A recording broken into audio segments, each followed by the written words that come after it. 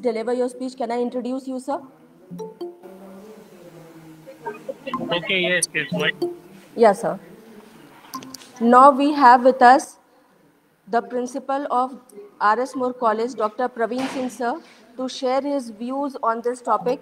He has his PhD degree on International Affairs from University of Delhi and has been a visiting scholar to the University of Sheffield, UK. He has visited many universities like London School of Economics and Political Science, Oxford University, Harvard University and Stanford University.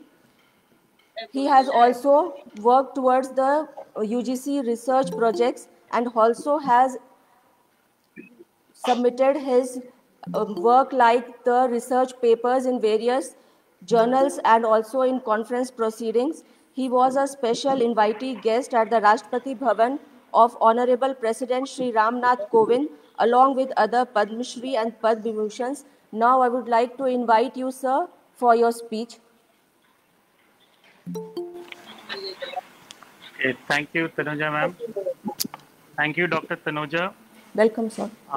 I'm very thankful to S.S.L.N.T. Mahila Mahavidyalaya for organizing this international webinar on the impact of COVID-19. Honorable Chief Guest of the ceremony, the Vice Chancellor of BBMK University, Professor Dr. Anjani Kumar Srivastav, another renowned personality, Pro Vice Chancellor of Vinod Bihari Mahato Koilanchal University, Professor Dr. Anil Kumar Mahato, the ex-Vice Chancellor of Vinoba Bhave University, Dr. Ramesh Sharan, our coveted speaker from Nigeria, Dr. Sharma, other dignitaries in this webinar, teachers and students. It's an honor to be speaking on this topic on the impact of COVID-19 on the education system today. The education system is undergoing a very a period of change. In fact, I would request the host to please mute their mic as there is a lot of disturbance while speaking. Please mute your mic, the host, and other speakers like other attendees like Mritunjay Kumar Mishra ji. Please mute your mic. Yeah, sir. It is creating disturbance. Okay, Please okay, mute sir. your mic. Yeah, sir. Your voice is audible, that is why. So when coming to the impact of education on the education system, that is the topic today, I would like to tell you that the UGC has also come up with the idea that 25% of the education will now be carried on through the online mode. And I think the online mode is there to stay. The online education system is time saving, energy saving, money saving. It saves your time. It helps you to reduce the risk of travel that you would otherwise do while traveling from your place to the institution. It would save the energy. People are coming from far off places to institutions like BBMKU, VBU, and other such universities, Delhi University, JNU, and other places. So that time will be saved. The energy will be saved. The money in transportation will be saved. So I would basically focus on 4 or 5 issues. The impact of COVID-19 on students, that is the learners, where the knowledge is disseminated.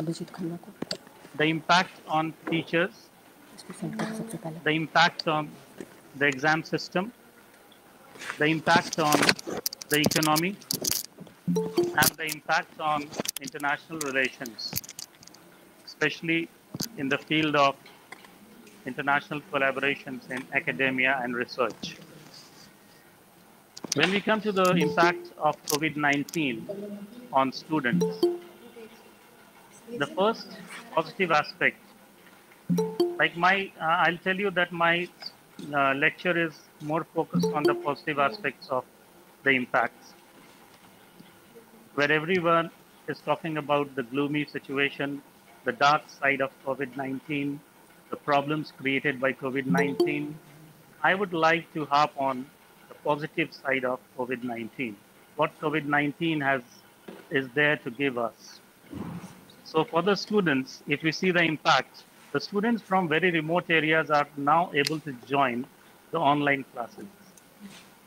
As a principal of a constituent college of BBMKU, I know that a number of students from the remote areas of Dhanbad were not able to attend the classes because they did not have the money, they did not have the resources, they did not have the time to travel to these places, the university. And now they are easily able to connect. This is happening in the online distance education systems like Indira Gandhi National Open University also, where the number of students attending the online classes have increased dramatically. So students from remote areas will also attend. People who used to say that we do not have the money to come every day and we cannot travel so much, we do not get permission from the home, and especially the girl students used to say that their parents do not allow them to come to the college every day and they have to do some household chores also. So they have enough time for education as well as household work and other things. If they are involved in farming and other things, they can do it. So the improvement in attendance has also been stress relieving for the students. Students who were not able to attend the classes were in a kind of stress. They did not know what will happen if I do not attend. There is a problem of 75% attendance. If we are not going to the class, what will happen? Whether we will be able to give the exams or not. So that kind of stress is no more there. The stress during travel, the harassment during travel, maybe the girl students were also facing e-teasing and those things have now is no more a question. So it is stress relieving. It is less cumbersome. You can easily join an online class from your from your house itself. Just open the internet, and you should have a tool for it, a smartphone or a computer, and you can join the online class.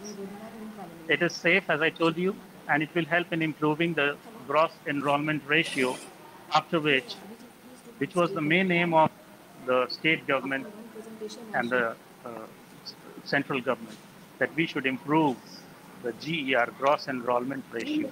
So that is going to improve dramatically if we promote online education system. I do not mean that 100% of the education should be online. We could have some portion of the education online and some we could keep for the practicals, which are probably not possible online. Although I have another viewpoint coming up, and researchers say that virtual classrooms, virtual laboratories are also possible. So we can have practicals done on the virtual labs. This will enhance literacy. We are all running after improving the literacy rates. So that is one possibility now, that we can improve the literacy rate through the online education system that has come up dramatically after the COVID-19 pandemic.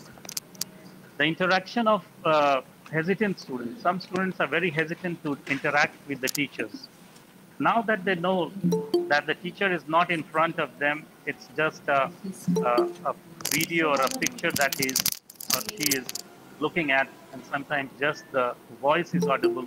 So they are not very hesitant in asking questions. And the interaction between the students and teachers will also improve to this online education system. And students will certainly become tech savvy, technologically very efficient, because now without being a tech savvy, you cannot learn, you cannot attend the online classes. And once you are tech savvy, just imagine what kind of education is there to unfold. what kind of knowledge, how deep and wide the knowledge can be that you can avail if you are tech savvy, if you know how to use the computer and the internet. There is a number of things that you would never have imagined to happen or to hear in the classroom or to learn in the classroom. You can now learn online. Let's come to the aspects of the impact on teachers. So the impact on teachers, I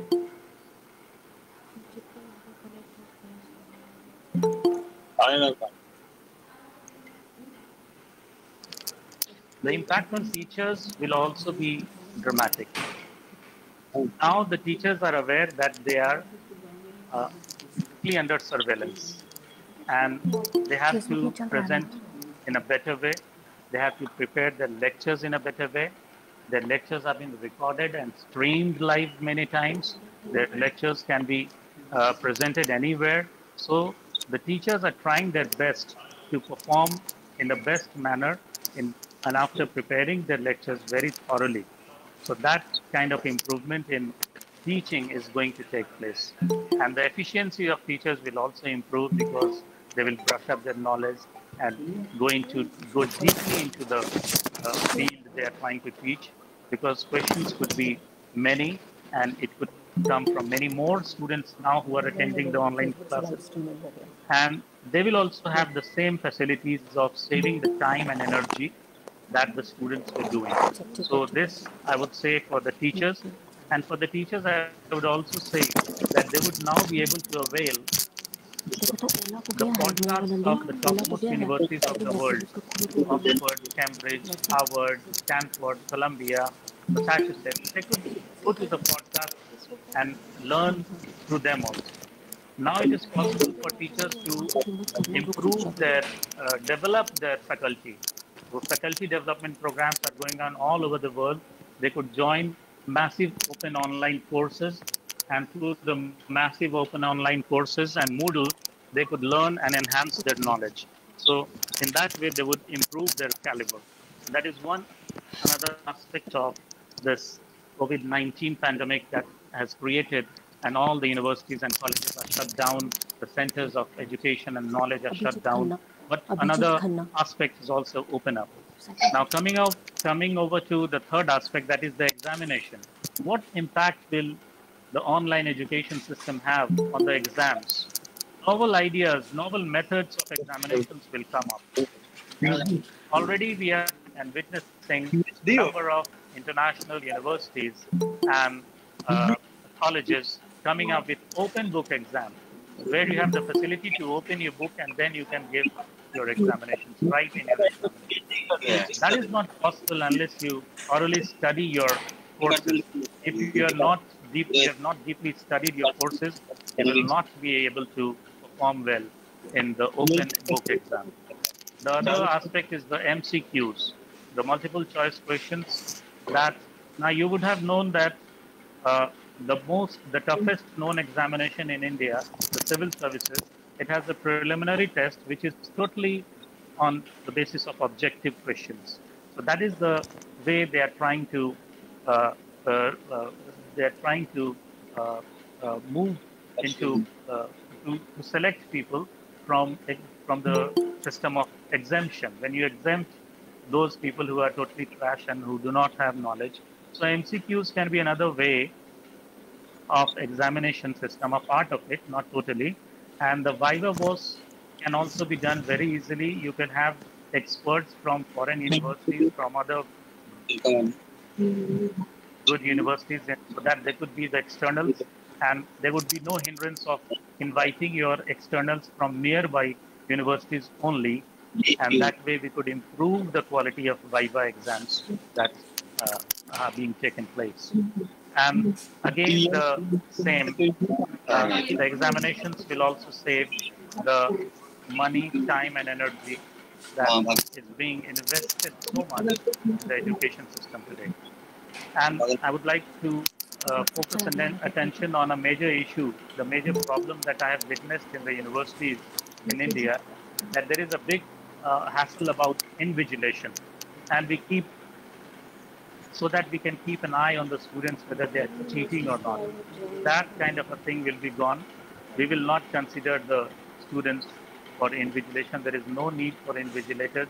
Student himself has to write everything, and until he studies properly, he will not be able to write Yeah. his paper well. There will be Mr. Brand. a saving of the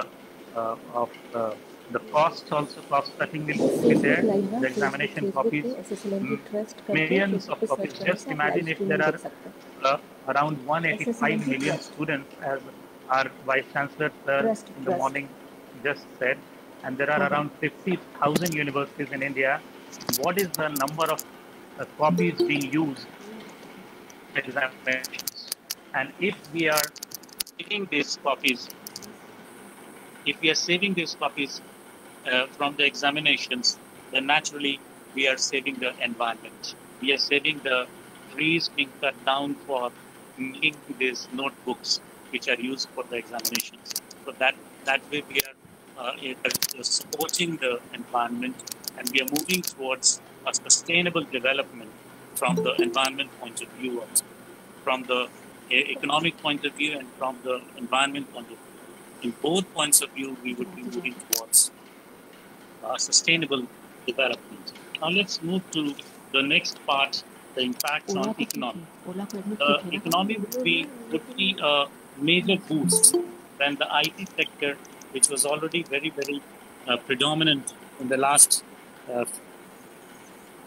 few decades, and especially after 1990s when globalization started, and uh, uh, we were witnessing a lot of liberalization and privatization process, like Professor Ramesh Sharan sir just said, that the private sector would also stream in into the education field, and it would make it possible for more students and more teachers, more employment generation, more economic development. So the IT sector would be boosted, and the information communication technology revolution, which is there to stay, will prove that education needs to be broadened and widened. It cannot be uh, it cannot be bounded by a campus or something like that, or by the name of a university. Now, a kind of boost will be given to the economy, a fillip to the economy, as more and more students who otherwise are not able to reach to the classrooms will now reach the classrooms, and they will have to pay a fees for that. So naturally, it will boost the whole economic system also. The wastage of money will be stopped. Money will no more be wasted. The economic disparity will not be a hindrance in education, as many students from remote areas who were not able to attend the classes will now be able to attend online classes, because their economic disparity, their economic weakness will not come in their way. And there will be, education will become much cheaper in the sense of, as far as the cost is concerned. There will be no need of huge multi-storied buildings and complexes. The infrastructure development, the fund for infrastructure development will now be mobilized, and it will be diverted to the development of the information information technology, so that online education system can be built, and virtual laboratories, virtual classrooms, such kind of will become much more prominent. So these four aspects, and apart from these, we like to focus on the international scenario. What impact in the field of check international कर लो. relations? I would like to focus the impact of COVID-19 pandemic on the international relations. Let me tell you that uh, the global village that we wanted the world to become is now going to be a reality. Globalization always wanted to and focused on the global village. So now education will be boundaryless. As Professor Ramesh Saran has just said, education will be boundaryless according to Peter Drucker. And if we if we have heard about Thomas L. Friedman, the famous journalist who has written the book The World is Flat. He wants to say that information communication technology has flattened the world. Now the disparities of distance, and the hindrances caused by distance, time, and space, these have been cut down. And whatever is possible from the remotest and most underdeveloped part of Ethiopia, Somalia, Uganda, Rwanda, or other countries of Africa are also possible from the most advanced countries of America, England, France, Germany, Italy, and others.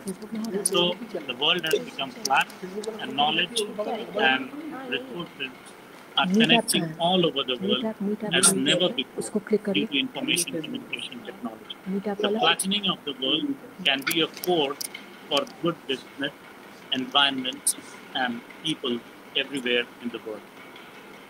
And the online education system, the massive open online courses, will help enhance international collaborations in academia and research.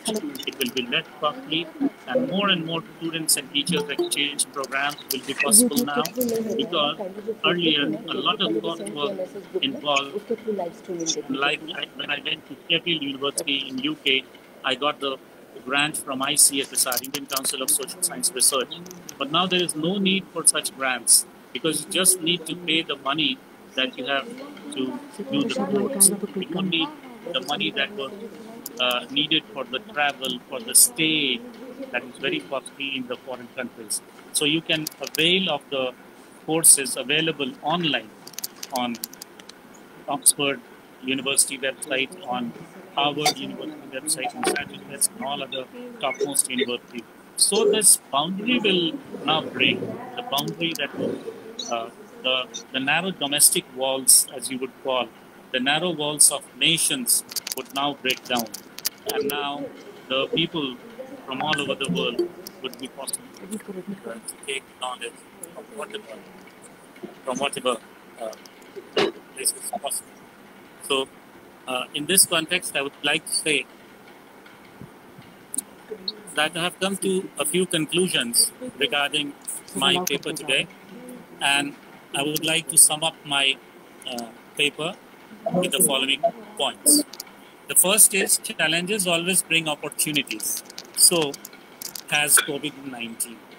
Every dark cloud has a silver lining. So has COVID-19 with its pandemic situation, the horrible condition that it has brought, the mortality rate that it has brought, the fetal, the problems that it has created to mankind. It has also it has also brought up new opportunities for us.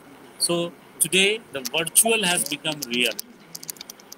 Earlier we were just focusing on whatever is real, whether we are present in the classroom. Now it is the virtual that has become the real. Fourth, the ICT revolution has found a new meaning. It has become more deep, and it will need more widening of education, of flattening the world, and today it will be truly proved that knowledge is power. A person with knowledge will be considered more powerful. If you do not have knowledge, you will perish. Like it was earlier, publish or perish. It will be knowledge or perish. So time, space, and distance are no more hindrances to knowledge sharing, that is teaching, and knowledge accumulation, that is learning. The vistas of education has become very broad. Online education is looming large on the horizon of teaching and learning process worldwide. The global village that globalization wants to create has now come to reality. Concluding, I would like to say that knowledge sharing of universities will be boundaryless, or in other words, the narrow walls of nations, economic development, language will be broken down. A true global university, let's consider this idea of global university, which is now coming up, and there is a chance that it could be a reality. A true global university with world-class facilities is now possible and bound to come up. So I would say the slogan for today would be down with the pandemic. Let's find a solution to it. Down with the pandemic. Hail knowledge. Together, that is globally, we can and we will. Internationalism is the key word for today, and not just nationalism. Thank you so much for giving me this. opportunity to speak today. Thank you, sir. Thank you so much, sir, for your enriching and enlightening speech. Now, I would like to welcome Abhijit Khanna, sir. He has been a fellow of psychosociological rehabilitation and is a specialist in neuropsychiatry. He has been a senior registrar at the Kadambas Group of Hospitals in Bangalore and is also a consultant psychiatrist at General Hospital, Kambalia. Over to you, sir. Yeah, am I audible? Yeah, you are audible. Okay, so good afternoon, everybody. My name is Dr. Abhijit Khanna. I am a neuropsychiatrist, and I would also like to take this opportunity to thank Mrs. Tanuja ma'am for inviting me for presenting my views on this topic, which is currently going on in our country and throughout the world. That is about the pandemic COVID-19.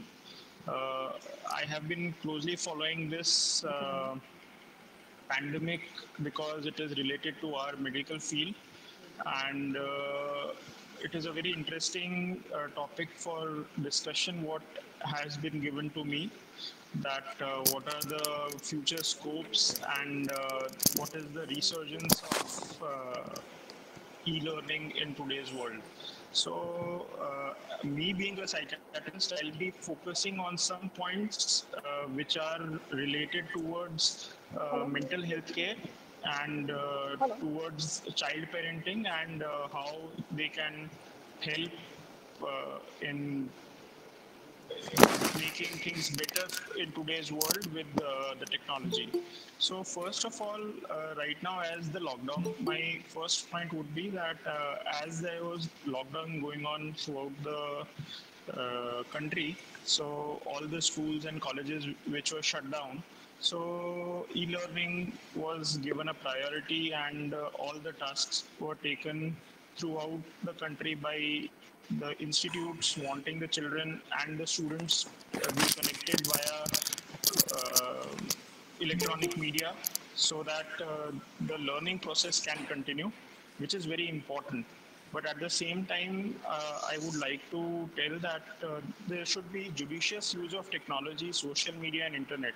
Because in psychiatry, as I have done fellowship in psychosocial rehabilitation and de-addiction, I have been seeing patients who are getting addicted towards internet. So judicious use towards internet and technology has to be taken care of in today's times, where we are going to promote e-learning, because internet addiction disorder has now been cited in the DSM-5, which has been given by American Psychiatric Association. So, very pertinent point today, that it should not happen that in the context or in the pretense of learning, the children or the students, they get addicted towards internet or the technology, and they might end up with larger problems than we getting them towards the education side of the uh, part. So that is one thing. The other thing I would like to mention right now is that we have to promote group activities, because one thing which happens in e-learning or such a setup is that a person starts becoming solitary. Once physically the children, when they go to a school, they visit and they socialize with their own peers, with the juniors, with the seniors, with the teachers. So they are involved in many activities throughout the day, and physical contact is there between them. But as the virtual world has been there, so in that particular scenario, it is very important that we promote group activities even in e-learning as well. So some projects where the students of the same locality can be sort of encouraged to uh, meet at a particular place, and some project be given to them where they can meet up and do group activities and then present it via the electronic media. Instead of teaching on a psychological maturity point of view, I would like to say that the term facilitate would be much better, that teachers now become facilitators in the process of education, rather than spoon feeding everything, it would be better that they start facilitating the students to uh, educate them in the various subjects they are interested in. So instead of the classical gold standard spoon feeding, the facilitation can be sort of included and change the teaching method and shift it to facilitating. The other thing I would like to mention here again is that we should also include parents in this e-learning process. It should not be that they are completely cut off, because once the homework or the projects which were given in the school time, where physically the students used to go, the parents used to take care that the projects and the homework was done by the students. So again, the important thing is that we include the parents as well here. The other thing, while taking e-classes or e-learning sessions, is that we should understand the problems of the students as well. It should not happen that it just becomes a monologue and just one-way teaching interaction, one-way teaching session. So it should also be a dialogue, or it should be an interactive session where the problems are understood of the students as they are being understood in the classrooms as well, where they can freely ask their questions, their doubts, and they can get it clarified without being hesitant that what the others will feel or how the other people will judge them.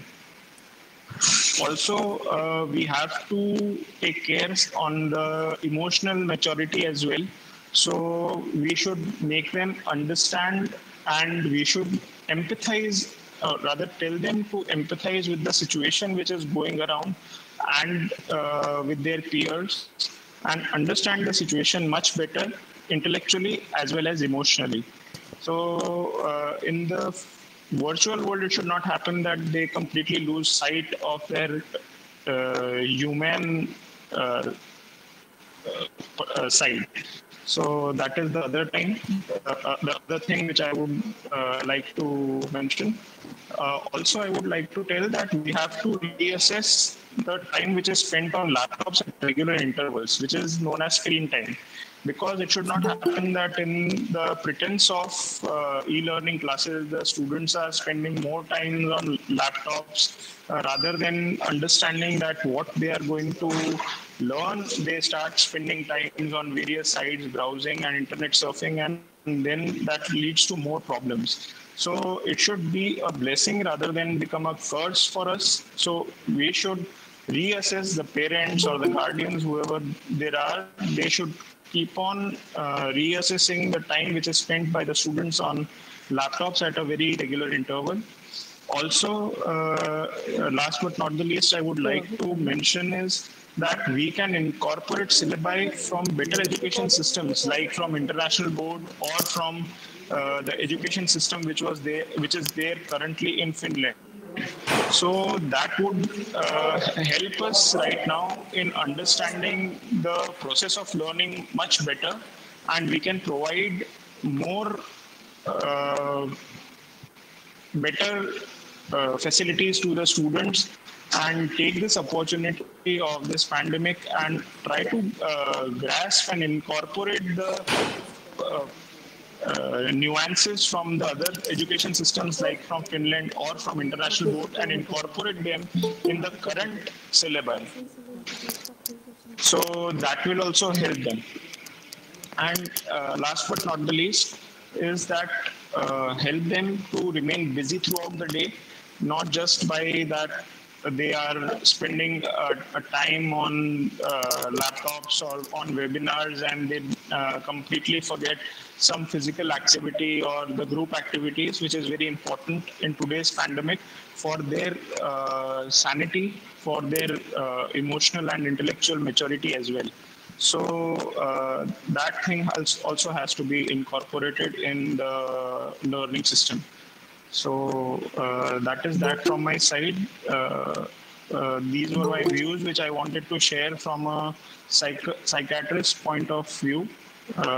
So that I thought that I can give my view as a psychiatrist towards the learning aspects and the child we have been seeing we have been monitoring very minutely in this times of pandemic where the e-learning has been promoted, and it is actually a good thing.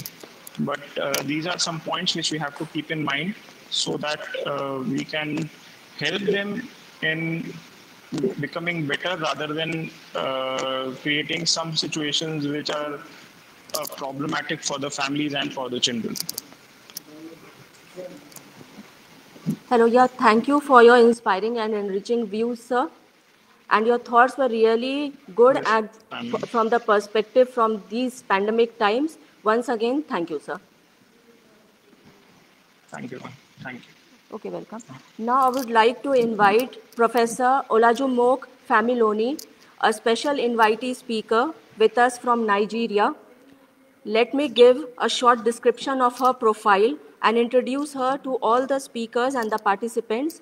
She is the chairman and founder of ICLED Business School and Management Consultancy based in Lekki, Lagos, Nigeria. She is a professor of management and entrepreneurship, fellow of the Institute of Chartered Secretaries and Administration, Ontario, Canada, and fellow of Institute of Management Consultant. She is an author of 60 publications for over 25 years, and she is also an OD practitioner and consultant and works with numerous small businesses and business directors. She has presented her work in countries like USA, South Africa, Abu Dhabi, UAE, Switzerland, France, Greece, Italy, and Nigeria. She is a facilitator consultant on World Bank projects. She has worked in collaboration with DFIK UK on teachers training and new methodologies of teaching. She has worked on impact evaluation and assessment of World Bank projects, intervention and United Nations development programs on grassroots leaderships. She has also been a guest faculty at Lagos Business School, Covenant University, at Leeds City University, Ibadan. She has also been organizing executive leadership programs in collaboration with foreign institutes in Spain and UK. Professor Familoni is currently a member of the think tank at the School of Global Studies, University of Salamanca in Spain. It gives me immense pleasure to have her with us. Over to you, Professor Ola ma'am. Please do continue with your speech. Welcome, ma'am. Hello. Hello, Ola ma'am, can you hear me?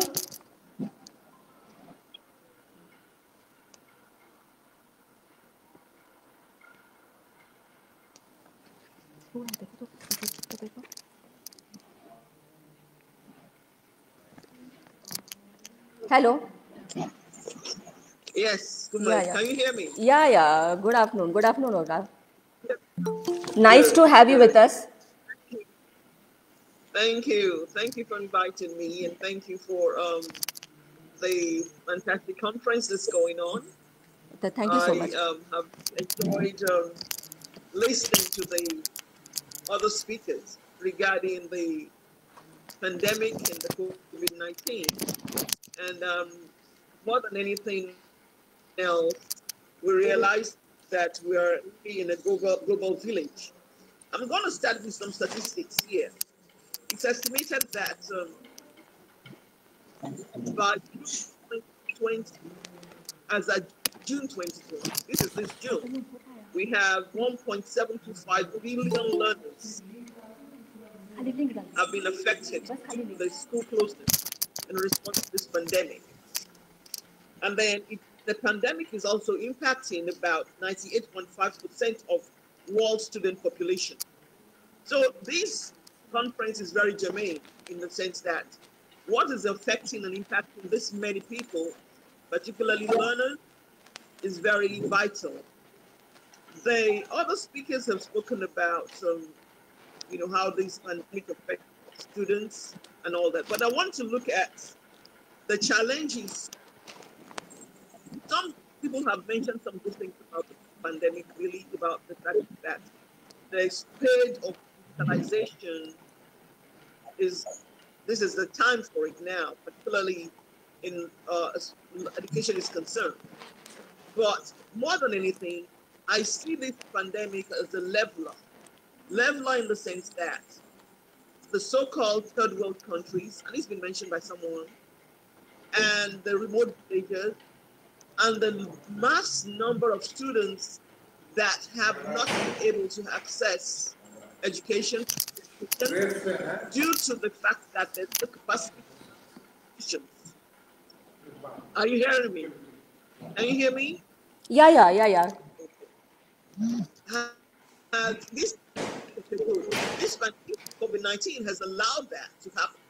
However, while it has really broadened and expanded the scope of education to remote learners and all that, you realize that it has flattened the global village.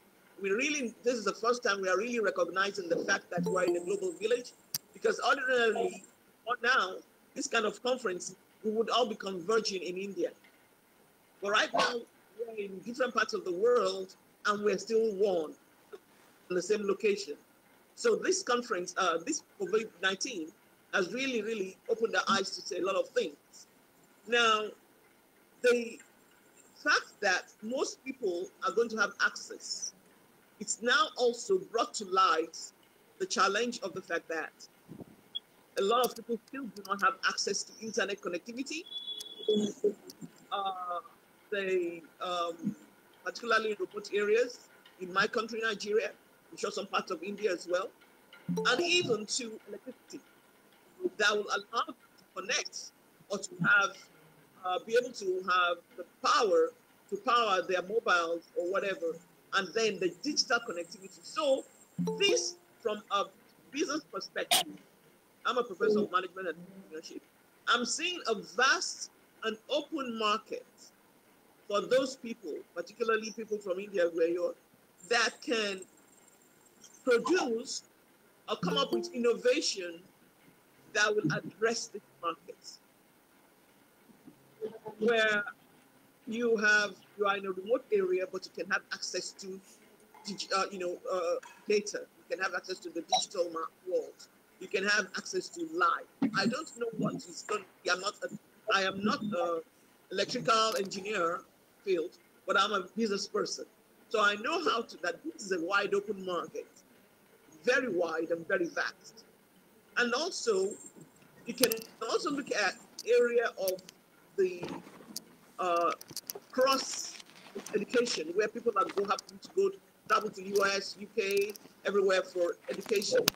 This now may be a call that you really do not have to spend all this kind of money, whereby you can really be in your own country and get the best education from your Harvard, from your Cambridge, from the Oxford, of the best of the best. So we're saying that while the COVID-19 has its challenges in the sense that it forced us, really, it has much of, we look deeper. In business, we say that every challenge is an opportunity in disguise. And this, for me, I'm looking at it as a vast opportunity for those that can grab this market and run with it. COVID-19 has struck us like a, world education system, like a lightning bolt.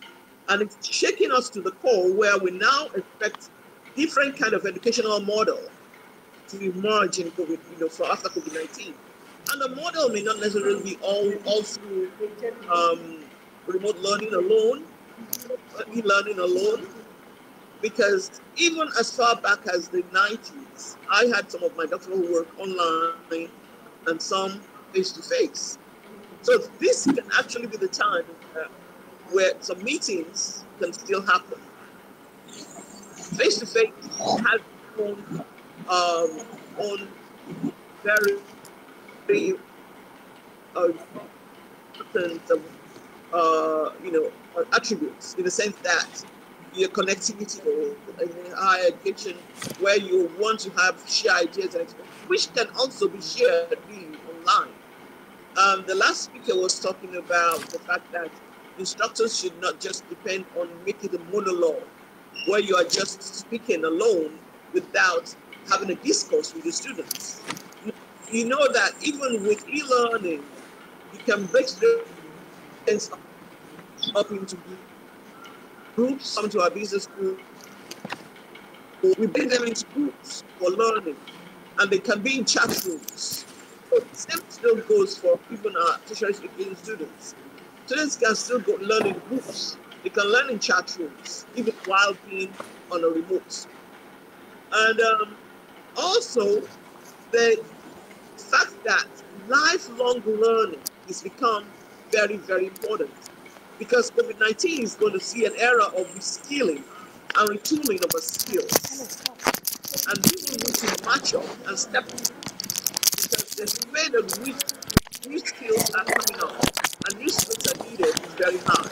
So for the adult working class, the e-learning will allow them to work at the same time, as well as to go into classes on the remote learning to advance and to also step up their skills. That's a challenge of monitoring the number of students that do not have access to digital platforms is a challenge. Revenue, revenue, revenue will decline in most universities, even with a lot of universities and colleges. We'll see a lot of things because international students will not be able to go out as much as they used to be, and this will impact a lot of aspects of that economy, from the catering to the campuses to the hostels to the food to everything. So that's going to see a decline. But at the same time, we need to look at the fact that more people should now have access to education. Now, when we look at the future, I'm going to speak a bit of the future. What are we expecting from the future? Because a lot of things have been said already about what the digitization of services and communication and all that. Future, we're seeing that we're seeing higher education. More students will be educated, definitely.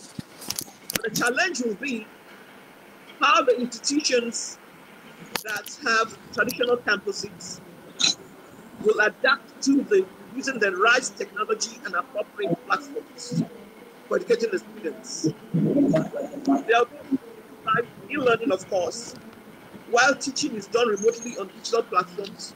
But then, how effective?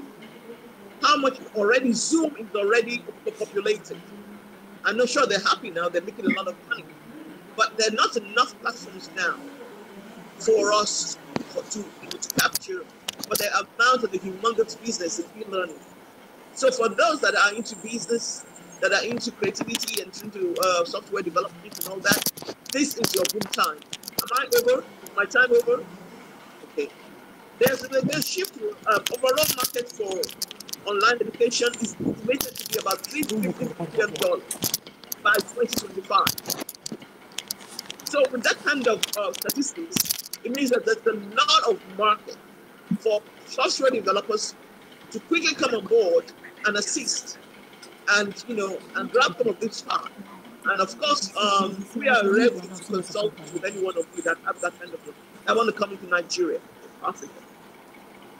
There's a significant surge in language applications, virtual tutoring, video conferencing, online learning software since COVID-19 started. I'm hearing something about the Bangalore-based educational technology, the transcend classrooms for K-12 students, and these are what we're seeing in the coming up in the future. There's going to be integration of information technology in education. It will be accelerated. And the online education will become an integral component of school education more than before. I hear there's something also called the Ding Talk, another technology also for online learning. There's then the digital divide, which has divided the third world and the first world for so long. I see it, closing up gradually, which is a good thing for COVID-19, because 95% of students, Switzerland and other developed countries are on e-learning, as opposed to 34% maybe in Africa or Indonesia and all that. And also, students' learning is rated online faster by about 60% faster, as opposed to 8 to 10% in the classroom learning. So you can see that there are a lot of things, if well channeled, that is happening with the COVID-19 in terms of education. The market opening up, more learners coming, the girl child has education, more innovative and creativity doors are opening. People who choose to go on that. Even our business school, we are doing more online, bringing in faculty from all over the world, from India, from US, from UK, and they're speaking like as if they're right in our classrooms here in Nigeria. Our Spain courses that we're doing for the leadership in education for executives, which was even stated for last year, like this May rather, we can't do that. We're beginning to explore what we're going to do. But we also cherish the face-to-face model of learning. So there's going to be a need to restructure our model of learning. And looking forward, we're seeing e-learning is taking off and becoming a real part of our world, a real part of our e-learning. So I want to say thank you to me for inviting me. I hope I've been able to shed some light on what's happening in the future of e-learning, the future of digitization, the need for us to assist industry or schools in the remote areas with computers, create opportunities for digital and data where there's no light, and at the same time, enhance the teachers, the faculty, in terms of learning and how to use and become very versatile and very effective and efficient in teaching online. Thank you. Welcome, Ola. Thank you so much for giving your precious time and connecting with us. And you readily agreed for being one of the speaker. It is a privilege for me, and hope to again, if any webinar, any such we would conduct in our college, we would connect with you. Okay, thank you so much once again. Definitely, and I'm here and we'll be inviting you here too online. Okay. Thank you so much. Thank you so much for being with us. Thank you. Now we have with us Professor Dr. Satyendra Sharma, Dean Faculty of Sciences, Yobe State University, Nigeria. He has also worked as the head Department of Physics, Yobe State University, and also Dean School of Postgraduate Studies, Yobe State University. He has been a member of professional bodies. He was selected for the Indian Physical Society Calcutta Award from amongst a group of 20 young physicists below the age of 35. He has also been a member of editorial board of international journals and conferences and also reviewer of international journals. He has to his credit 106 publications in various national, international journals and conference proceedings. I am very much delighted to have you, sir, with us. You were very humble in accepting my invitation readily, and I would also thank you for your cooperation throughout the webinar. Now I would welcome Dr. Professor Satyendra Sharma, sir, for presenting his speech.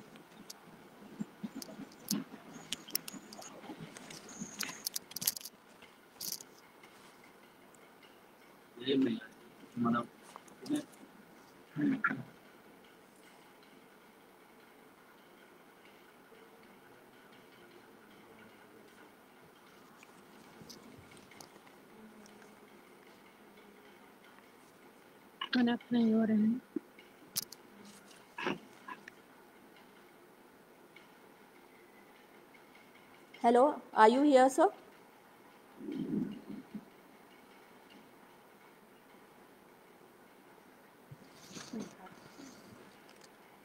Hello.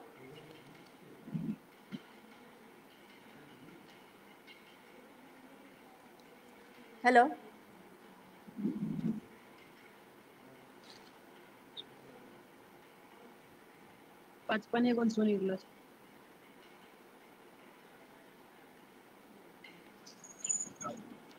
Hello. Sir, I am audible, sir?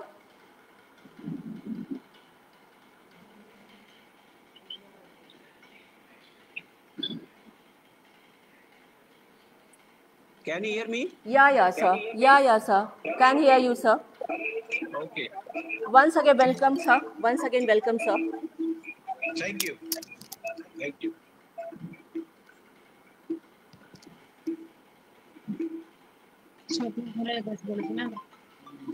Thank you.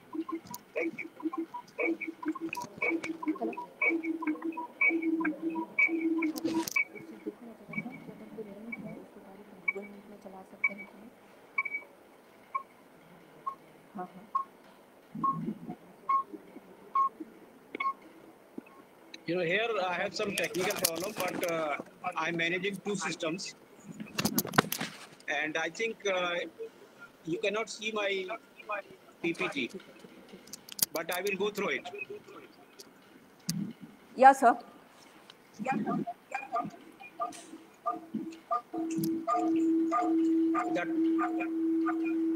The topic of my talk is COVID-19 pandemic, importance of e-learning in higher education. I have prepared the abstract. It is like the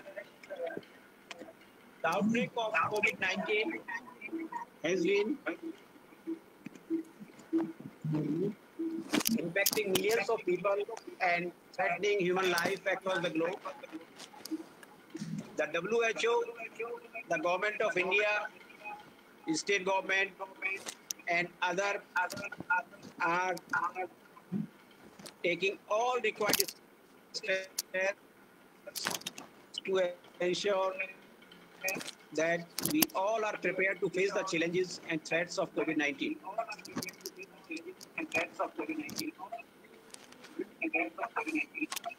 One of the necessary steps was imposed by Government of India, the lockdown 1.0 to 4.0, to stop the spread of this virus. It was very successful up to a great extent.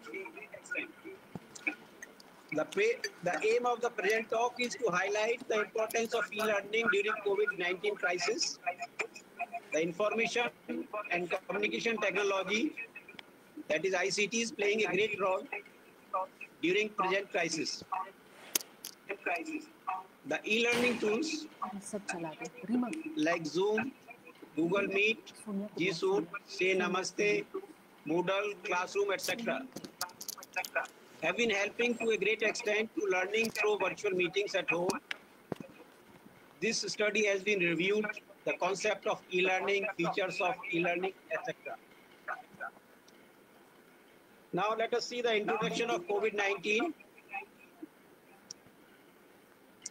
You know, this COVID-19 virus, it was discovered in China, and most of the infected with the COVID-19 virus will experience mild to moderate respiratory illness and recover without requiring any special treatment.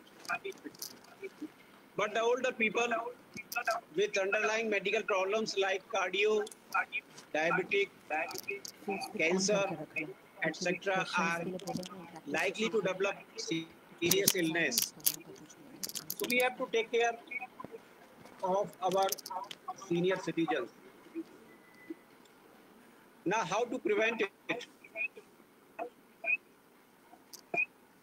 The best way to prevent and slow down the transmission of COVID-19 virus is to be well informed. The disease causes, how it is spread, protect yourself and others from this infection. Wash your hands with soap at least for 20 seconds or using alcohol-based hand sanitizer, and don't touch your face. Use face mask. Maintain social distancing of 2 meters at least. Use face guard.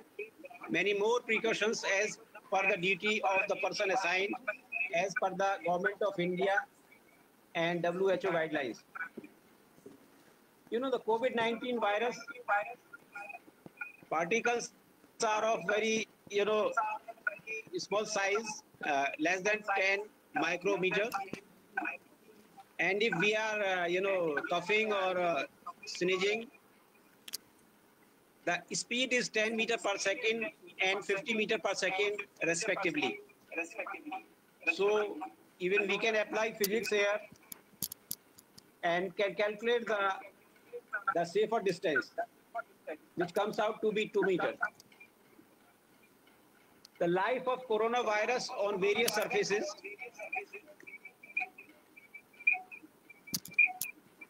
On metal, glass, ceramic, paper, it can last even up to 5 days. On wood, 4 days. On plastic and stainless steel, 2 to 3 days. Cardboard, 1 day. Aluminium foil, 2 to 8 hours. Copper, 4 hours. And it's not seen on the water or food. Otherwise, it would have been very difficult to survive. You know, we people are under the stress due to this COVID-19 crisis. And there are some, sign of stress because of this. As per the WHO guideline, we can have headache, neck and shoulder pain, upset stomach, heavy chest, etc. So if we are having these symptoms, we have to maintain the stress and we have to control it, and we can visit the WHO website for controlling it. Now let us come to the e-learning. E-learning has a different feature, such as it is simply web-based training, which means you do not need to install any software or CD on your PC. Only internet and a web browser are needed. You can watch, listen and learn as training professional. You can demonstrate each lesson on your PC screen. The course content and the study material are always available for students, means all the courses are available 24 hours, 7 days. Some packages are free and some are paid. If it is paid, you have to purchase your subscription and easily log in for direct access to your course. These courses are designed by software training professionals with year of classroom training experience. Anyone can be able to learn from his home or office. Free access to e-manuals, which means the subscription contains access of classroom e-manuals along with the practice exercises, code shortcuts.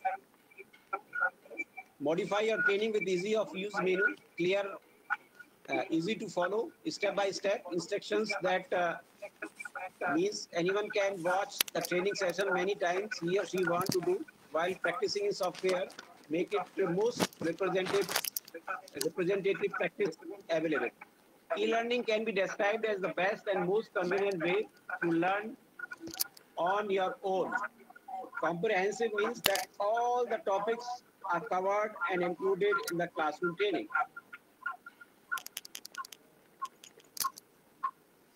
See, there are the different tools for e-learning. I'm going to discuss the two main important tools, the Zoom as well as the Google Meet. Now let us see what are the system requirements for Zoom. You have to have Mac operating system or Windows OS. Hardware requirement is 2.5 gigahertz dual core Intel Core i5 and high desktop CPU, single screen 2.8 gigahertz, quad core Intel i7 and high desktop CPU, dual bank RAM for better performance. Now, what devices are compatible with the Zoom? Because compatibility is very important. If you are going to use a tool, then your system must be compatible. So, these are the 5 points. Apple iPad, iPad Pro, iPad Mini running iOS version 8.0 or later, Android tablet running version 4.0 or later, Windows tablet running version 10.0.14393 or later, Creston, Mercury, Polycom Trial. How many people can join Zoom meetings? It is up to 100 participants by default, but you can add up to 500 with large meeting add-on. You can host unlimited meeting number of meetings, but if you would like to have more than one meeting concurrently, you will need the additional host license. So it is better to have the two links for first, in the mornings for morning session and evening session. It is better. Can we save the meeting on Zoom? Yes, we can save the proceeding of the meeting and can be shared to those who are absent in the meeting. Now let us come about the Google Meet. What are the requirements for Google Meet? Google Meeting Room hardware requirements are your device works with LCD, LED, plasma and projector type monitor and television. The display must have an HDMI, DVI and DPI input ports. The screen resolution must be at least 1280 by 720 pixel. For best video quality, it should be 1920 by 1080 pixel. Can anyone join a Google Meet? Yes, anyone can. Anyone with a Google account can start or join a meeting. Anyone with a Google account who receives in a call invite from meeting moderator. Do we need Google account to use Google Meet? Yes, Google Meet desktop. Google Meet is free to use with a Google Gmail account. You get more meeting tools with a G Suite. For that you have to pay some money, but at present this G Suite is free up to 30th September 2020. We can use it. It has more features. Now let us see what internet speed is required for Google Meet. The support document for Hangout Meet suggests you will want to upload speed. It should be 3.2 mega Mbps and download speed should be 2.6 Mbps for one-to-one video call and 3.4 Mbps for video call with 6 or more people. So accordingly, we have to have good internet speed if we are having more users. How do I join Google Meet by phone? Join a meeting with phone number, enter the phone number that the Google Calendar event or meeting invitation, then enter PIN and number. From the Meet or Calendar app, tap the phone number. The PIN is automatically entered. Now let us see what are the role of e-learning during COVID-19 crisis. At present, the world is fighting with COVID-19 around the globe, and the data is like this. Globally, the total cases are 8945883. Recovered are 4759958. Deaths are 467307. While in India, total cases are 412955. Recovered are 228791. Deaths are 13292. This data is collected on June 21st, 2020 from World Meter website. But after this, the teaching and learning process is still going on and we are using e-learning apps globally. The government of India imposed the lockdown 1.0 to 4.0 in all the cities to reduce the spread of COVID-19, resulting a significant increase in number of students who are using different Indian platforms and apps of EduTech, example, EduCard, Merit Nation, School Guru, EduServe, My Class, Campus, Unacademy, Vedantu, etc. Some of the companies like Vedantu, Unacademy, and BYJUs have offered free access to live classes to the students in order to continue their learning from home during this COVID crisis. Mr. Divya Gokul Nath, director and co-founder of BYJU, said in a statement that since our announcement last week, we have witnessed a 60% increase in the number of new students using the app to learn from home daily. This statement refers to a big role which e-learning is playing during COVID-19 crisis. Nowadays, students are accessing the lessons increasingly on different apps, and it will help the students, especially who are in higher grades. The role of e-learning during COVID-19 crisis. Mr. Gaurav Munjal, co-founder and CEO of Unacademy, declared that in last 3 weeks, learners who are watching free classes have increased by 3 times. We are clocking 30 million minutes of watching time on Unacademy every single day. Our educators starting taking more live classes. Furthermore, Pedagogy is offering free access to live classes to the students and schools in different parts of India. It's very useful. If you see globally, the Coursera can be considered as one of the best e-learning platforms. Recently declared that it will provide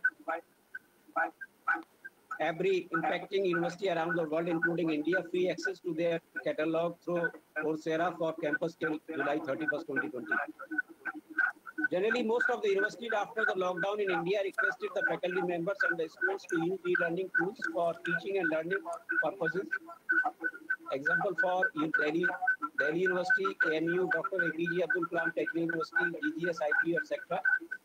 The vice chancellors of various universities have requested to their faculty members to upload the .pptx of their lectures and study course material in PDF on their web page of the university. The other communication tools, modes, example WhatsApp, Telegram, and email, were also used during the lockdown for providing.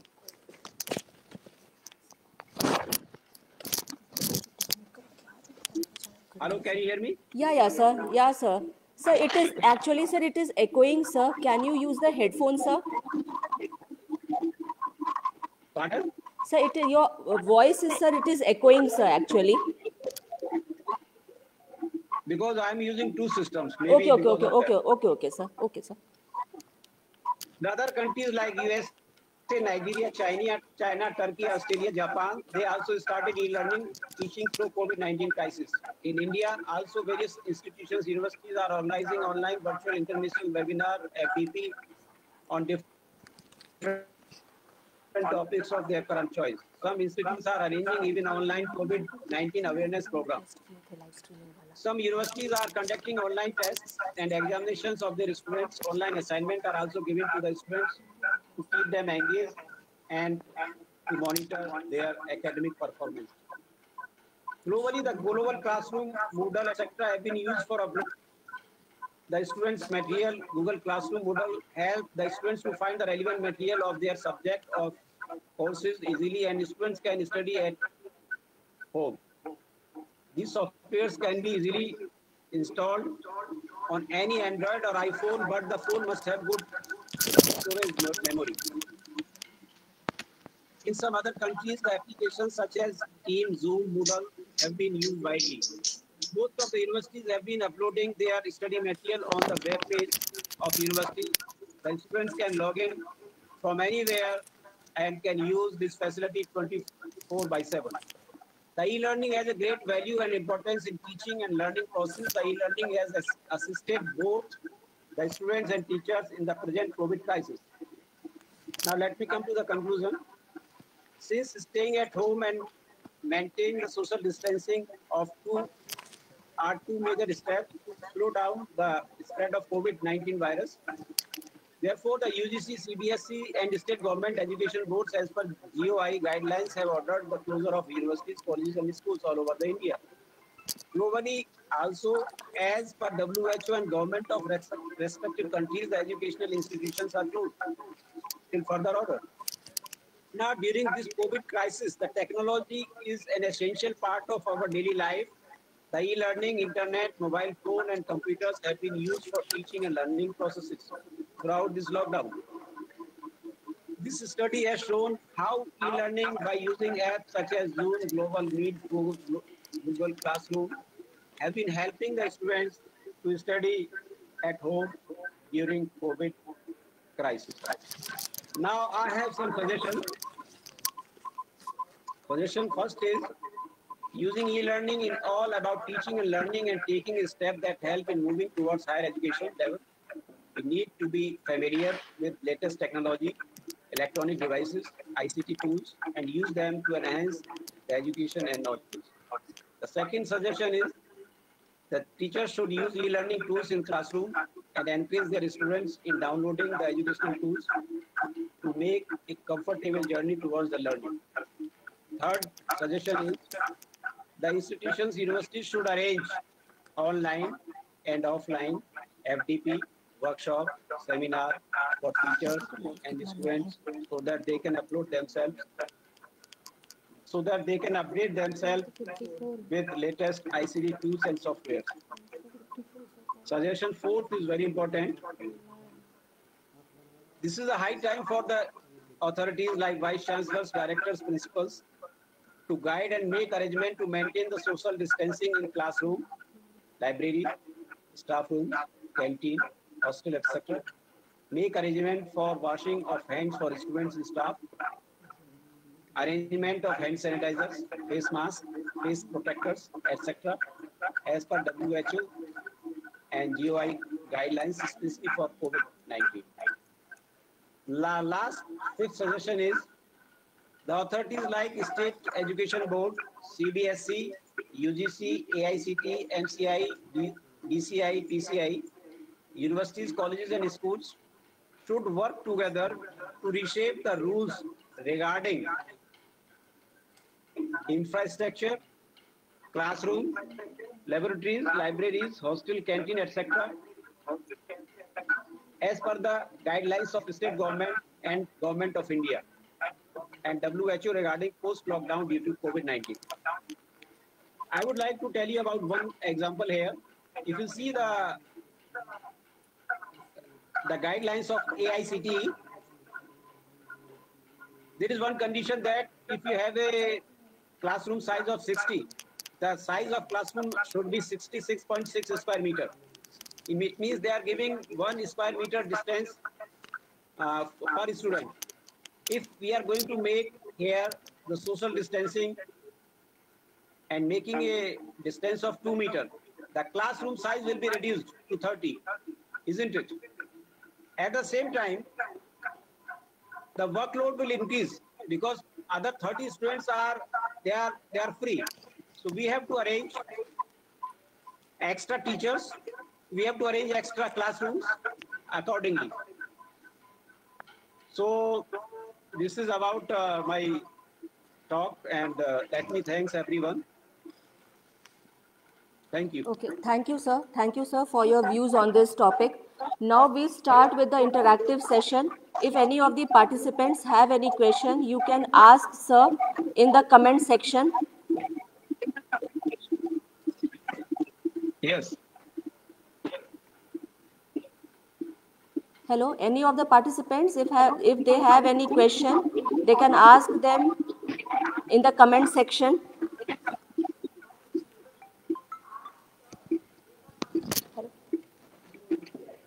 The participants are requested to please write their comment in the comment section. I'm here to answer you, please.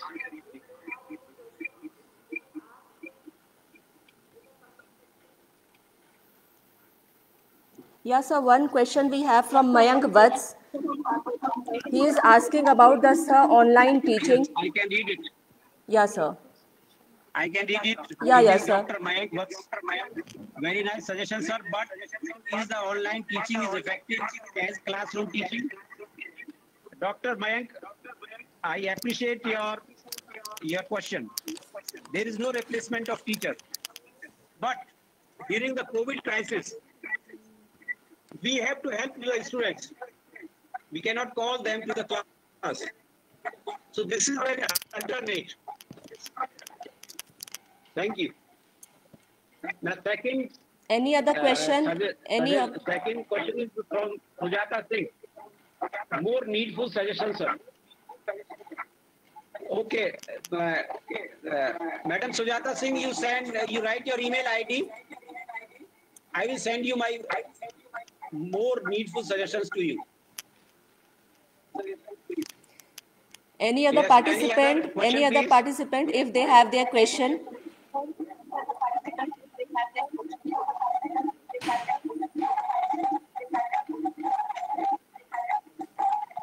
Hello. Yeah, any other participant who have any query regarding the topic?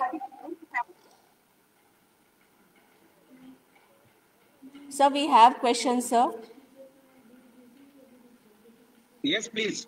Yeah, sir. Please, One suggestion was, sir, that in JNU also the online classes has failed. What do you have to say, sir, regarding that? Yes, as you are giving the reference of JNU that the online classroom is failed. This because like in my university also, I'm working in Yoga State University. My university is closed since 22nd March, and the semester was going on. What we did, we are using one of the software Moodle and through the website, because students they are not coming to the university, and teachers they are also not going. But we are helping them. We are taking classes, and in my opinion, it is very useful. It depends upon the student, the learner, and the teachers. In my university, it is very successful. But the problem is that the students must have the tools, must they have the laptop or Android phone. Then only they can arrange then only they can attend the class. Internet should be there with good speed. Then then they can enjoy it. I'm not talking about the JNU case, but in my university, it is very successful. Okay, thank you, sir, And for this is only the alternate during this crisis. Now, if you count the months March, April, May, June, you never know when the university and colleges will open. Maybe it may be in August or in September or October. So to fill this gap, because the students are having all the rights to get the knowledge from the students, though it is their fundamental right. So we have to help them by providing any methodology. We can take the classes online, or we can send the text material. What I'm doing, I'm recording my lecture, I'm putting on YouTube. Everything is available. So my students, they are very satisfied. Thank you.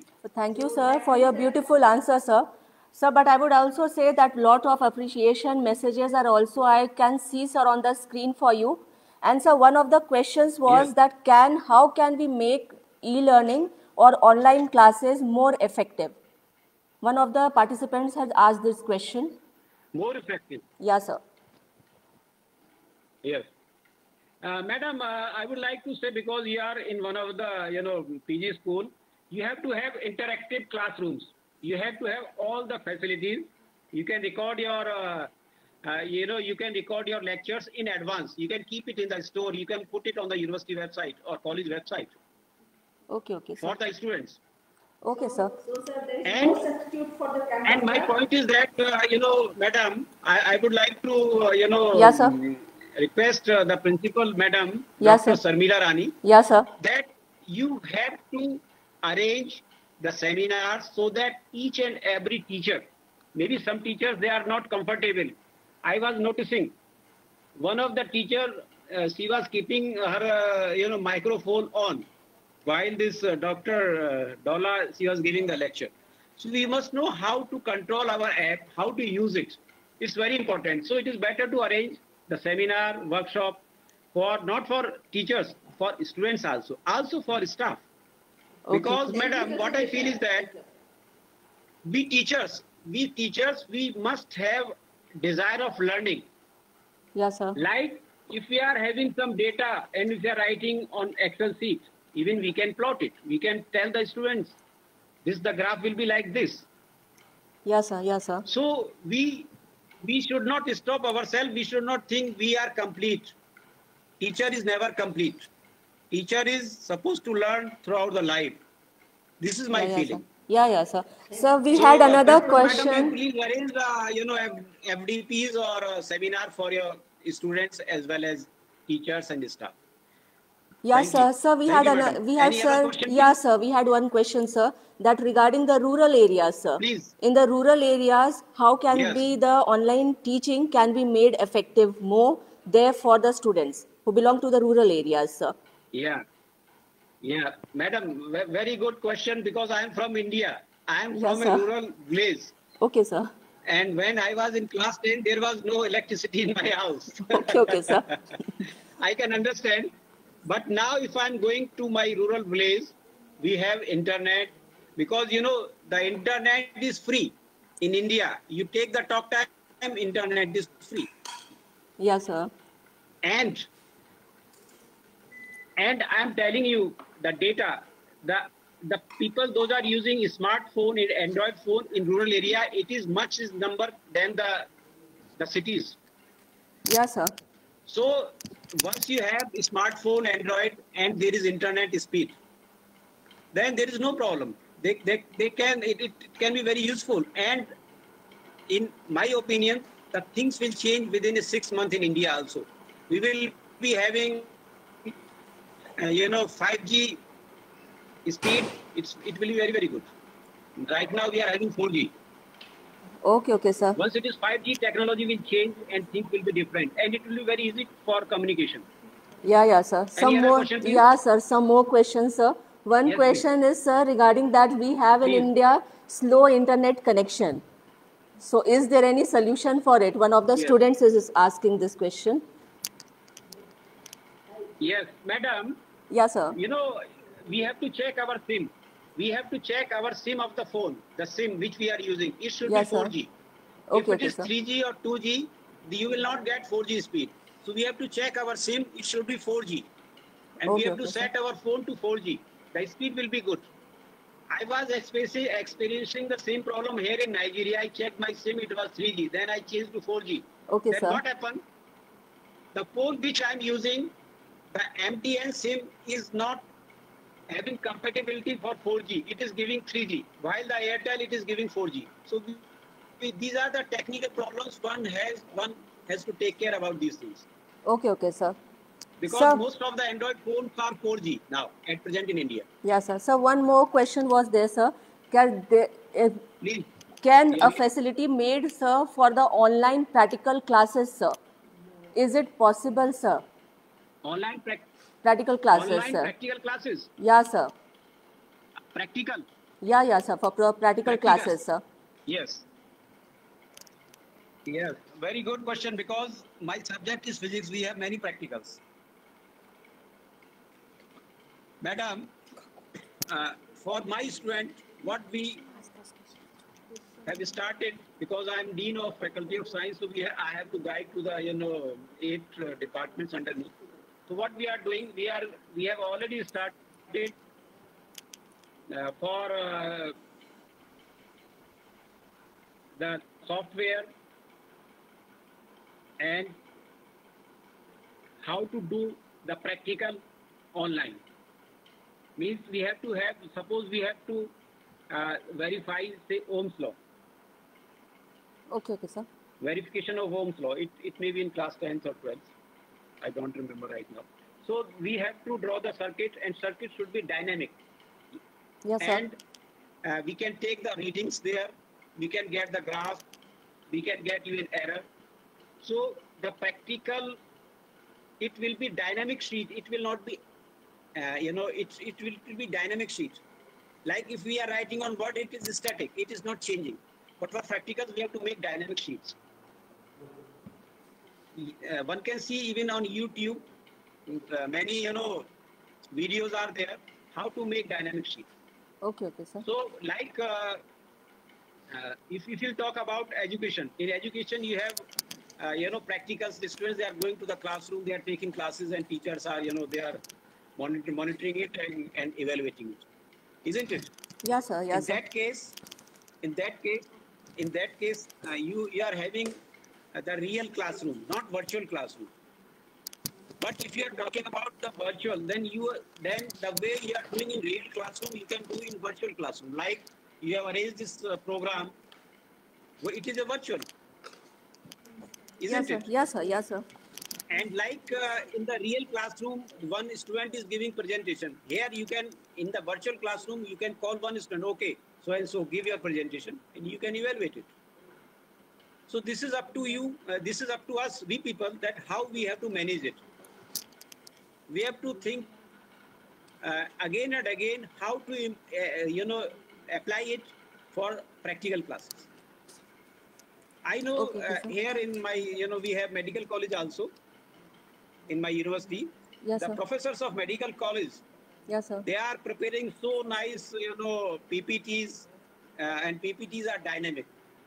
I was very impressed with the the videos which they prepared for the student. So Okay, it is up to we people, and this is the duty of the authorities to provide all the facilities for getting the knowledge and information about latest ICT tools. yeah, sir. Thank you, sir. Any Thank you, other sir. question, please? No, sir. Similar questions, questions are coming, sir. So thank you, sir. We can now end Please. with the interactive session, sir. Now I would like to give away the vote of thanks.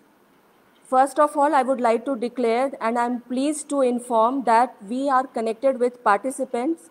Over 1,360 participants were connected with us, and they have registered.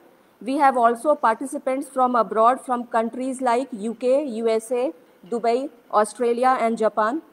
Now I would like to start with my word of thanks. I would like to thank first of all our Chief Patron, Honorable Vice Chancellor Dr. Anjani Kumar Srivastav sir, for his cooperation and support, without which this webinar would not have been possible. Sir, I would like to thank you for the inaugural speech and your well-crafted speech, and for sharing your views with us. Once again, thank you, sir. I would also like to thank Patron Pro Vice Chancellor Honorable Anil Kumar Mahato sir. I would also like to thank him for giving away his introductory speech. I would also like to thank all the speakers who were connected and presented their speech and presented their views with us. I would like to specially thank the keynote speaker, Dr. Ramesh Sharan sir, for his enlightening views, and his speech has always been an enriching one. I would also like to thank Dr. Abhijit Khanna for his views on the psychological impact on this topic. I would also like to thank Olajumok Familoni from Nigeria for readily agreeing for being one of the speakers. And I would like to also thank and always ask her to be connected with us whenever we conduct such any program in future. I would also extend my deep gratitude to Dr. Satendra Sharma sir for his cooperation throughout the webinar and his extended support for this. I was humbled to have you with us, sir. I would also like to thank Dr. Praveen Singh, the principal of R.S. Moore College, for sharing his views on this topic. Dr. D. Ram, Director, Central Institute of Psychiatry, could not connect with us due to technical issues, and he was busy with his exams also. And Dr. B.K. Sinha sir, who could not make to the webinar due to some personal reasons. The international webinar on, on this topic was really a fruitful one. I would also like to thank media. I'm really sorry, due to some technical issues. During the start of the webinar, we could not connect all the participants with us. We tried to live stream the webinar on the YouTube, but there also we was not successful. But hopefully, after connection and with the live streaming through the Facebook, I hope most of the participants would have connected with us. Last but not the least, I would thank our principal, Dr. Shamila Rani, for her constant support and guidance. I would also like to thank Professor in charge 1, Dr. Swapna Kundu ma'am, and convener and Professor in charge 2, Dr. Rita Kumari Sharma, for their constant support and guidance.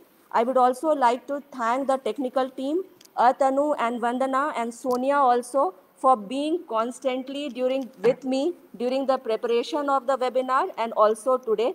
Once again, I thank all the participants for being connected with me from the start of the webinar and being patient with me without, if the webinar was a failure in the start due to some technical issues. Once again, I am sorry for this, and thank you all once again, all the participants, the speakers, and also special thanks to the speakers from Nigeria, Ola ma'am, and also Satendra Sharma sir.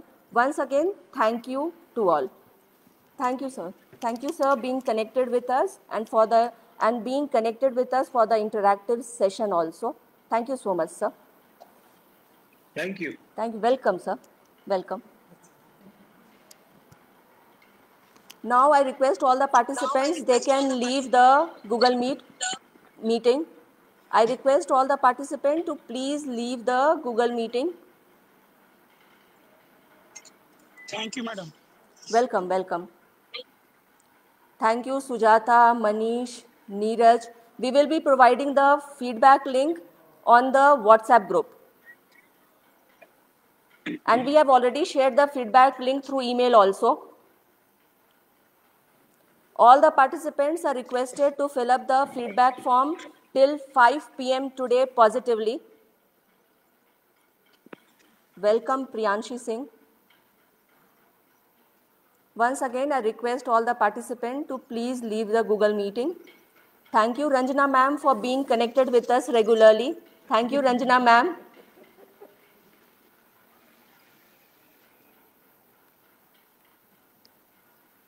Thank you so much, ma'am, for being constantly connected with me and us also.